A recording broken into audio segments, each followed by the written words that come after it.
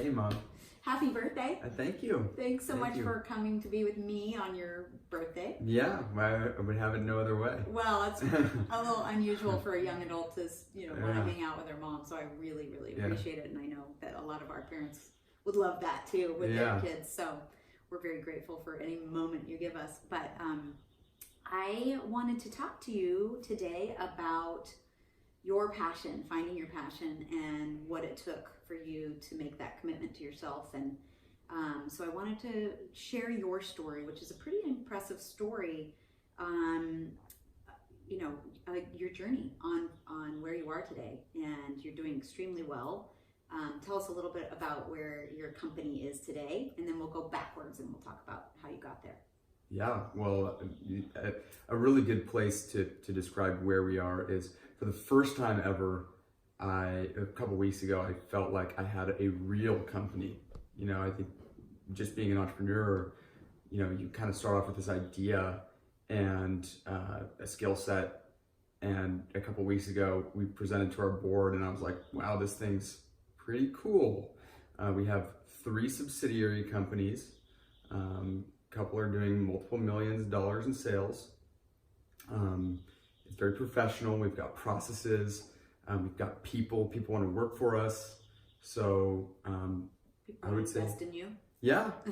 So no, I think where I'm at, I feel really good. I feel like I have an opportunity to lead, which is something that I think is rare for someone that's my age, and I feel grateful for that.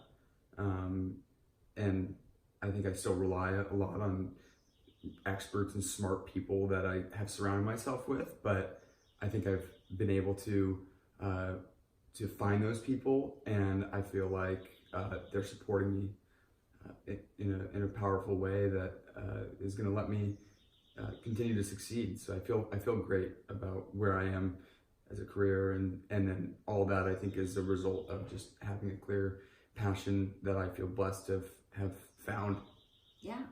So that leads me to kind of wanting to share your story. So when you were in high school, you were kind of Mr. Cool, water polo, big man on campus. But you and I have talked about a little bit how you were trying to fit in and trying to be popular. You were trying to be something that maybe you weren't. And I just wanted to kind of know, just start with high school and then we'll move on up. Yeah. Well, high school was, honestly, I look back at high school, it was a great time. I had a lot of fun, really amazing upbringing. You, of course, were an amazing parent. And I think very positively of high school. I do think that the person that I was in high school was very different than the person I am today. And like you said, it was mainly I was trying to be cool. I was trying to be, maybe someone that I saw in the movies or saw on a TV show or saw my friends doing or my teammates doing. And I was kind of in this, the water polo kids were kind of the cool kids or whatever it is. I mean, there were a lot of cool kids, but, I had a great group of friends, but I was trying to be cool. Mm-hmm.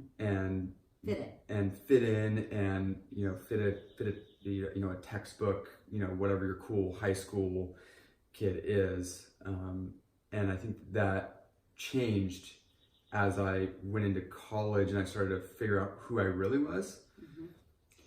So tell us a little bit about that. So you graduate from high school and you go off to college, and I got to witness a huge change. It was a dramatic change in you.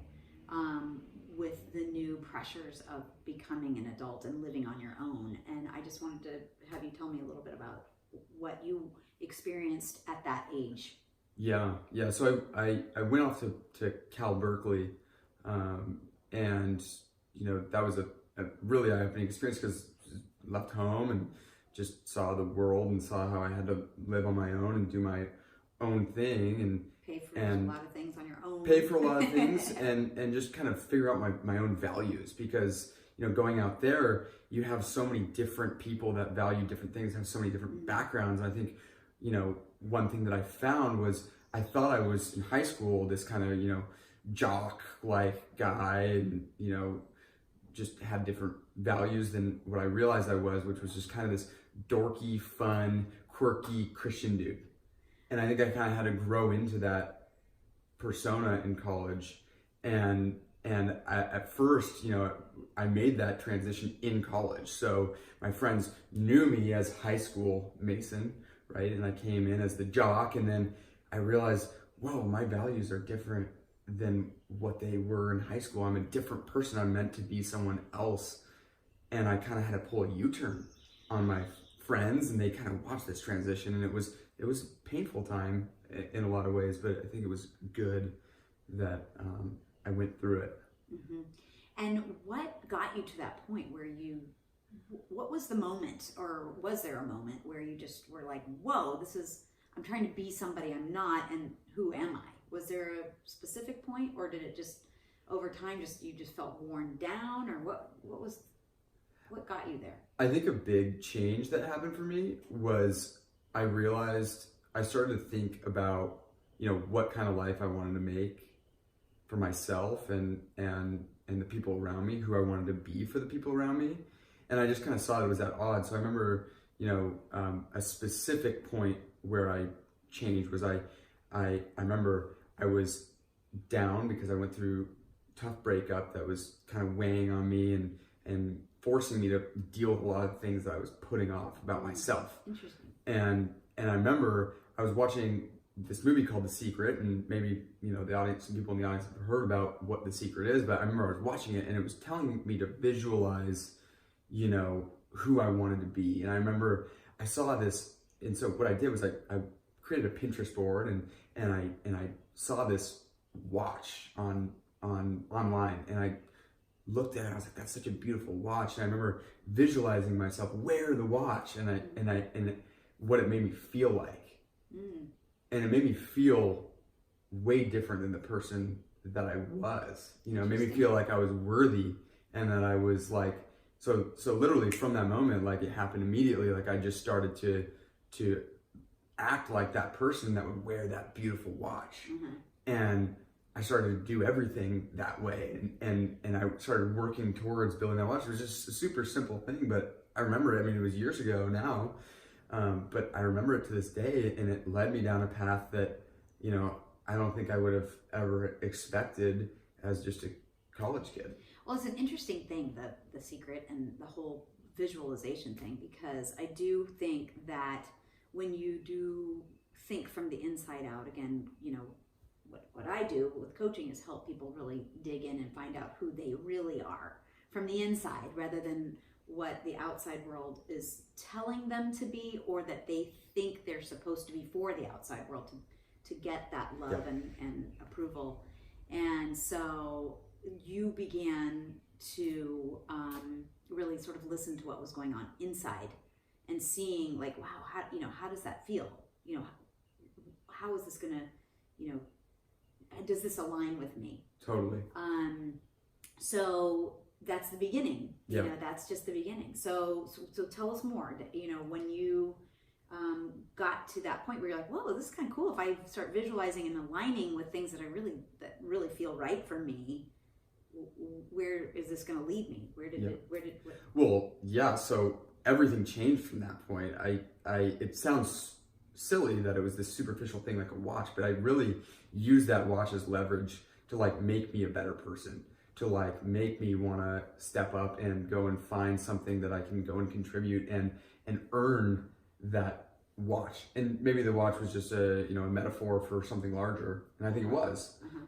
But what it did was I just started behaving differently. I started to take my career more seriously and what I wanted to do, and actually I believed that I was someone different. I was the person that would help people and was more family centric as opposed to more friend centric, or working on deeper relationships as opposed to superficial relationships, and making that real human connection, because that's the image that I attached to that watch. Was like the person that wore that beautiful watch was like just someone who had had it all.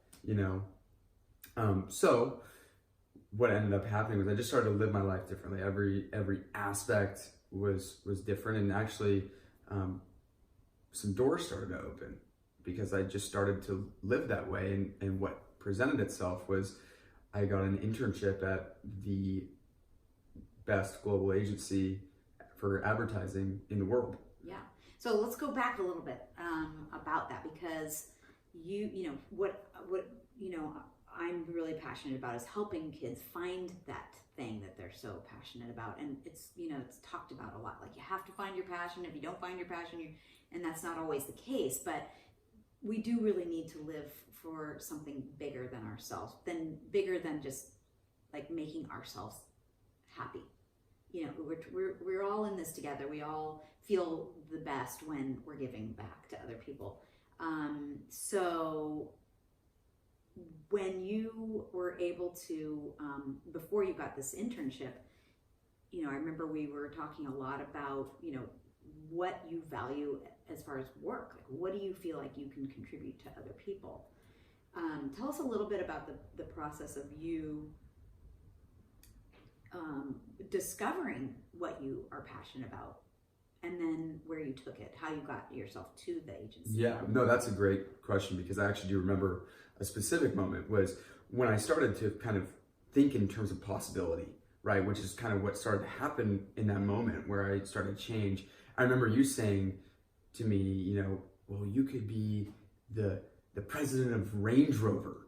And I was like, that would be cool. Because you liked Range Rover. Because I loved cars. Cars. I loved cars. And I thought it would be cool. I was like, well, that would be cool. I totally could. Because I was like, I'm going to be this guy that wears this watch. So what are the possibilities? And yeah, so I was like, oh, cool. Like, I could do that. Like, what a cool thing. And that got me excited. And that was kind of the first time I felt like passion. And the interesting thing is, that was not the path that I took. I mean, by any stretch, I'm in a completely different space now. But I think I started to think in that term of possibility and what would excite me. Well, and I think a lot of young adults struggle with, like, they want that, but that's like, well, but not, that's not, I can't do that. Like, that's too big for me. Yeah. Well, so how did you get past that? Well, and that's what I did was I just thought in terms of possibility. And I believed that it was this or something better, right? So I was like, well, I could be the president of Range Rover, or it's going to be something better. And so I kind of just believed that, like, I was going to ask, and when you ask, the door is going to be open for you. Mm-hmm. And so I just kind of asked, and I was like, okay, let's just see what happens. And sure enough, this dream internship with the best advertisers in the world opened up.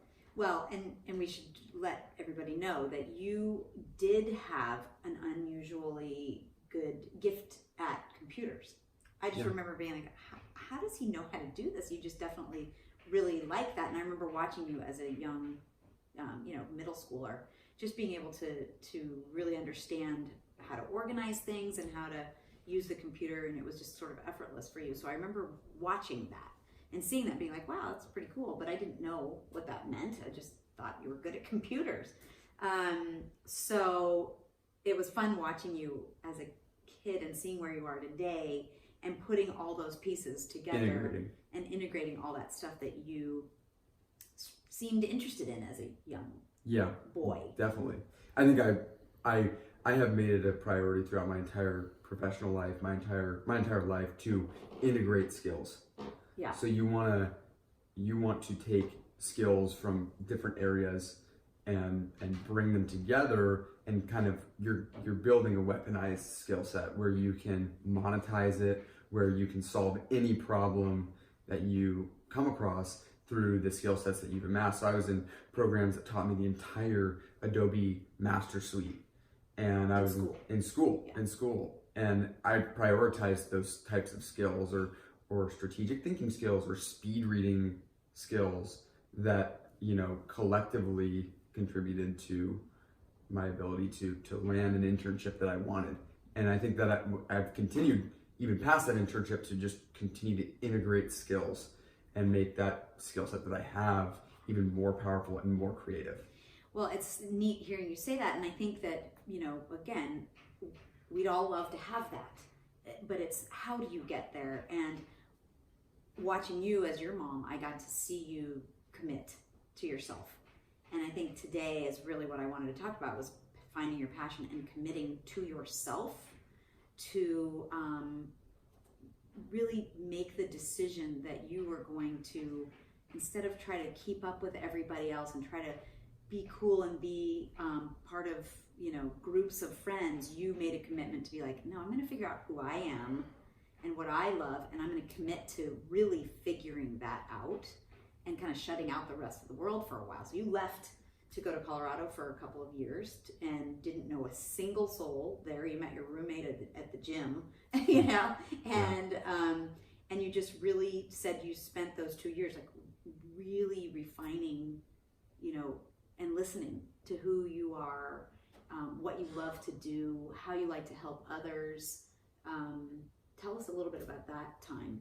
Yeah, so the internship that I had was in Colorado, and I think that was a second turning point for me. So the first turning point that I had was that moment where I decided that I was actually somebody else, right? And it came through visualizing and thinking in terms of possibility and imagining if I could snap my fingers and have my dream life, who would I be? Right. And that was the first one. The second one was this door opened for me that was like a dream internship. And just to like put it into terms, I was working directly below 2 executive vice presidents, directly for them as like more or less their assistant for the top ad agency of the decade, ad age agency of the decade. So these were, extremely talented, high paid, individuals that I got to like learn from. And I remember some role models. The second shift that happened was I walked into the agency the first day, and I walk in, and let me just tell you, this ad agency looks like a NASA space center, and it's so creative. Yeah. And I remember walking in, and my jaw dropped to the floor, and I was like, I work here. I remember I told people I work at Crispin Porter. So it's like So it's kind of like your identity shifted a little bit more that day. I knew immediately. I remember I called one of my best buddies from Cal, and I said, "Yeah, I'm not coming back to school. I'm doing this." And I became so enthralled with it just because of the creativity. I just felt alive creating something, and it was something that school just couldn't get me, and it just unleashed like just this desire to just dive in and ask questions and be a sponge from people that had amassed their own skill set over their own years. And these weren't just the lower level people. These were like, this was a special opportunity. You were really lucky. I got really lucky, but again, I would attribute that back to me thinking in terms of possibility. Yes. We talk a lot about that in coaching, is if you can start to think in possibilities, it does change you from the inside out. Yeah. And that's my goal as a coach, is to help everybody change from the inside out. And it sounds like that's yeah.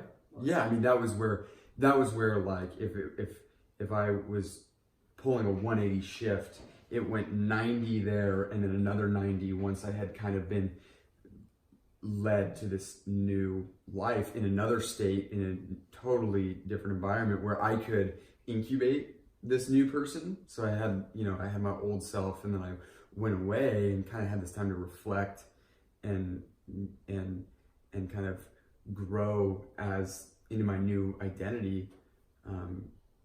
And that was probably some of the most formative years that I got to experience out there. It made me think about what parents, they're watching you thinking, how can I help my young adult? And I think that when you were in high school, I remember you said to me, you just felt like you were kind of the boulder in the stream. You were fighting, resisting a lot of stuff. You just didn't want to do what you knew you needed to do. And I think a lot of us resist, out of fear, getting out of our comfort zone. And you really committed to yourself again, like, I'm going to throw myself out into the wilderness and try to find my way. Tell us about why you did that and how you got there. I think that I think that it was 99% of that was faith. I have a deep faith, and just being able to trust was a big part of that, and that's probably the hardest thing. I mean, everyone struggles with being able to trust that you can go out into the wilderness. I think that where I started to feel comfortable with it was when I would make it, there was no other option, you know, and the way that no other option came from for me was I found something that I wanted to do, and I was like, I'm going to do this because I want to. Yeah. It wasn't because I you know, a lot of things happen because it's kind of on the negative side of things where there's so much pain or they're in something, you know, in such a bad place. They're like, okay, no more. For me, I was like, no, I'm hungry. Like I wanna see what's on the other side of this. Well, and tell us about the story, because it seems like you were lost. You didn't know what you wanted to do. You didn't know who you were. You didn't know what the next step was. So you were in a lot of pain. Yeah. And you know, as human beings, we're always seeking pleasure. We're always looking for the thing that's gonna bring us a lightness of being. And you were not there. And